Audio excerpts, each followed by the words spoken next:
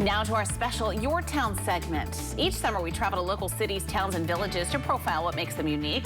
And this week we're focusing on the Thousand Islands.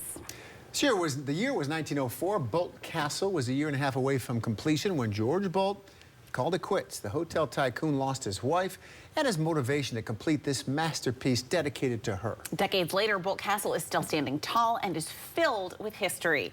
Our Victoria Carmen reports.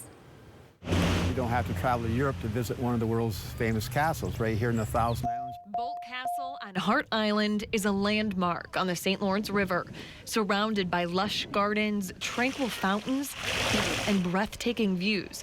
It's truly a masterpiece.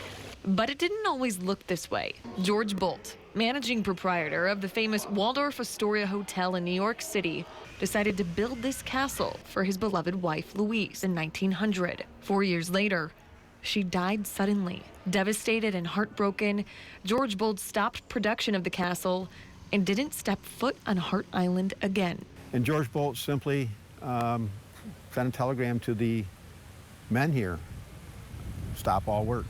Mrs. Boldt has passed away. What had been built with love ended in tragedy and was left abandoned.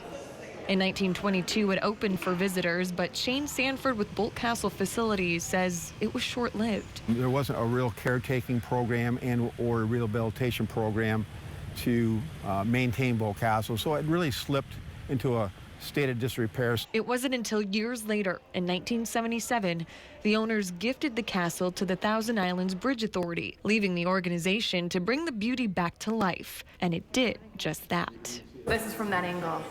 Yeah, this is right, same angle. that's right where we're standing, yeah. Now, the 6-story castle, boasting 120 rooms, is restored, drawing near 200,000 tourists every season and bringing in an estimated $45 million annually for the Thousand Islands economy. It's a very important operation in the Thousand Islands, and the continued improvements are very significant to a healthy tourism industry. Aside from the expansive rooms and meticulous details, the castle's hidden history is a favorite for many who visit. The wainscoting is all original.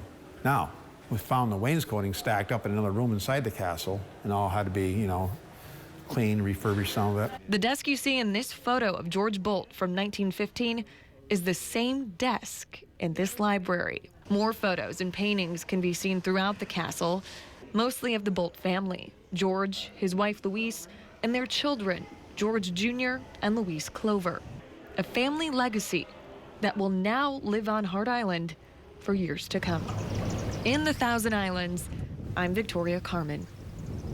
Such a beautiful spot. Yeah, it looks great now, too. And, not too long ago, you could tour it, but it wasn't completed. Yeah. And it got into disrepair for some time. Now, grounds crews are constantly making improvements to the castle and surrounding buildings on Hart Island. Yeah, and they're currently working on a new fountain, as well as updating the Ulster Tower, which is sort of a modern-day man cave. Yeah, Mr. Boldt was smart. All this week, we will be showcasing what makes the Thousand Islands so unique and great. Make sure to watch our special live broadcast this Friday, live from the Thousand Islands on NBC 3, starting at 5. So Wayne